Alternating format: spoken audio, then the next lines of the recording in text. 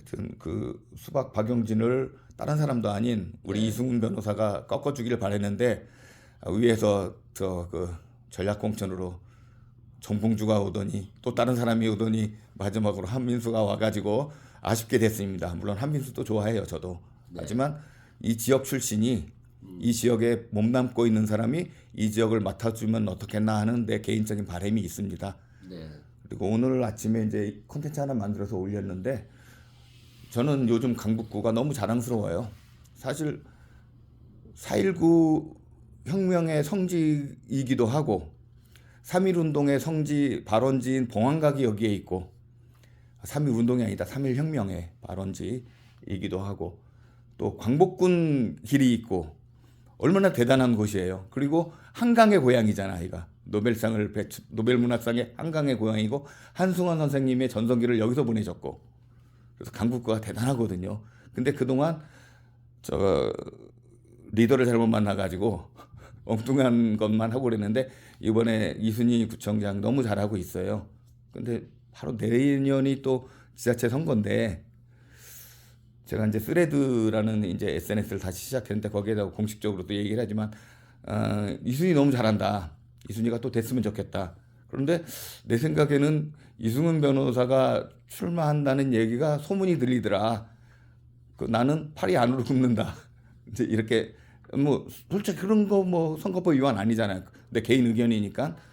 그런데 이제 내가 기자 출신으로서 인터뷰를 하면서 사실 이해 충돌이 있을 수도 있고 뭐 그러는데 그런 부분이야 뭐 나는 떳떳하게 까놓고 하는 거니까 그냥 그렇습니다.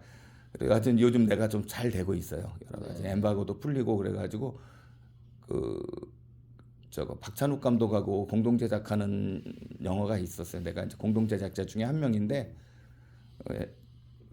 2028년 개봉 예정인데 그 말하지 말자는 암묵적인 엠바고가 있었는데 그게 싹 풀렸어요. 그래서 오늘 아주 대대적으로 스레드에도 올리고 많은 이제 내가 얘기를 했는데 그래서 여러 가지 내 개인적인 상황들이 많이 풀리고 있어요. 그래서 그때 이제 2년 전에 우리 저 이승훈 변호사 만날 때하고 지금하고 또 달라요. 올 초에 그 낮술 한 잔 먹을 때하고 또 달라.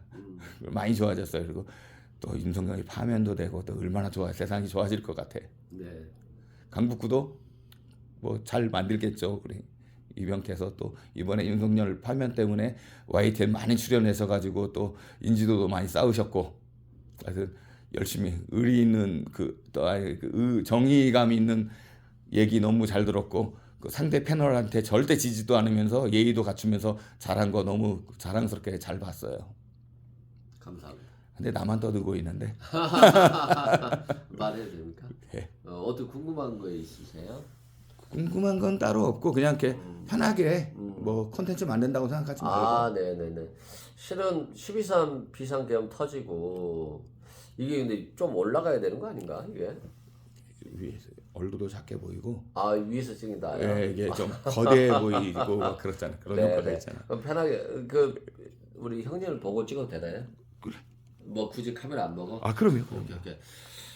그 12.3 비상계엄 터지고 화도 많이 났고 왜 저런 사람이 우리나라 대통령이 됐을까? 특이한 사람이다. 우리 국민을 어떻게 보면 저런 짓을 할 수 있지? 우리 국민의 저항권이 있는데 저것도 못 막을 거라고? 그리고 특전사령관과 뭐 특수부대원들이 온다고 해서 국민들이 무서워하겠습니까? 그리고 MZ 세대인 특수 어떤 군인들이 국민을 향해서 총을 쏘겠습니까? 불가능한 얘기거든요. 맞습니다. 그런데 윤석열이라고 하는 저 작자가 정말 허무맹랑한 현실 인식이 없는 군대를 안 갔다 와서 그런지 모르는데 그런 짓을 하면서 참 슬프더라고요. 나라가 어떻게 저런 사람을 대통령을 뽑았을까? 근데 한편으로는 그 순간 이제 저 사람 안 볼 수 있겠구나. 저 사람 탄핵되겠구나. 이제 드디어 민주당 정권이 창출되고 이재명 대표가 대통령이 돼서 정말 나라다운 나라, 경제가 사는 나라, 민생이 사는 나라를 만들 수 있겠구나. 더 이상 뭐 싸우지 않고 신속하게 힘있게 나갈 수 있겠구나. 우리 민주당과 야권이 192석이잖아요. 이제는 좀 안 싸우고 제대로 한번 나가보겠다. 압축 성장. 앞으로 3년간 말아먹은 게 굉장히 대단한 정도로 말아먹은 거예요. 그래서 이재명 대표가 2년 내, 그러니까 레임덕이 빠지지 않고 강력한 집권의 힘을 가질 2년 내 압축 성장을 통해서 말아먹은 거 다시 회복시킬 수 있는 기회가 오겠구나라고 하는 것에 대한 희망, 그걸 좀 가졌습니다. 아, 좋습니다. 여기서 끊을게요. 이제 여기서. 네네네. 자, 우리 저 이 변호사님이 생각하는 강북구에 대해서 좀 한마디 해주시겠습니까? 뭐 정치인들이 항상 뭐 국회의원이 되고 구청장이 되면 뭐 강북을 바꾸겠다라고 하는데 실은 바꾸기 어려운 게 현실이잖아요. 교통 측면에서도 굉장히 불편하고 또 북한산이라고 하는 천혜의 자연을 가지고 있지만 북한산 때문에 개발이 안 되는 부분도 있고 참 여러 가지 장애 요소가 있는데 저는 그것보다도 가장 큰 게 이미지라고 생각을 해요. 최근에도 집이 어디시냐고 그래서 사무실이 어디냐고 해서 강북구 수유동입니다라고 했더니 아 수유리요?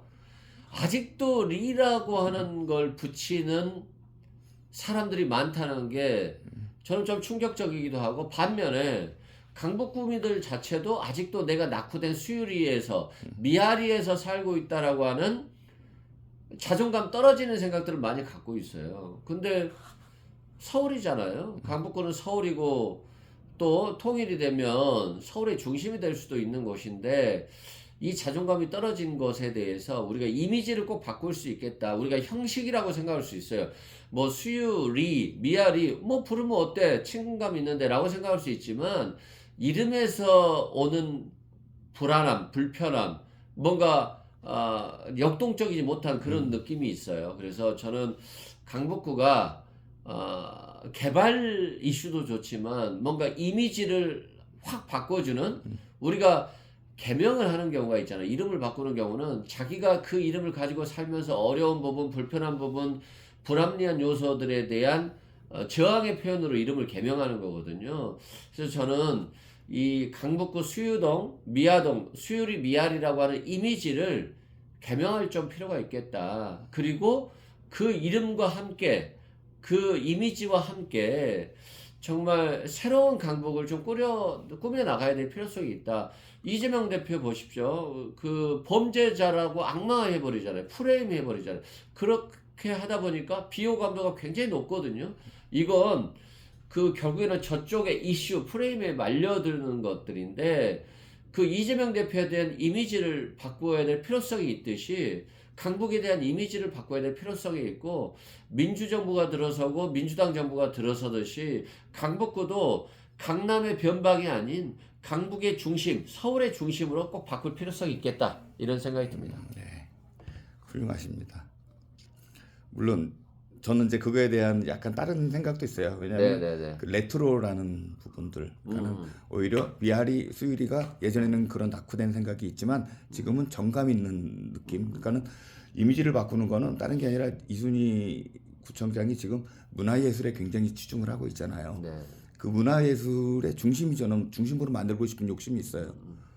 그렇습니다. 그 부분에선 또 한번 논의를 하기로 하죠. 네네. 예. 아니 요즘에 그런 생각이 좀 들더라고요.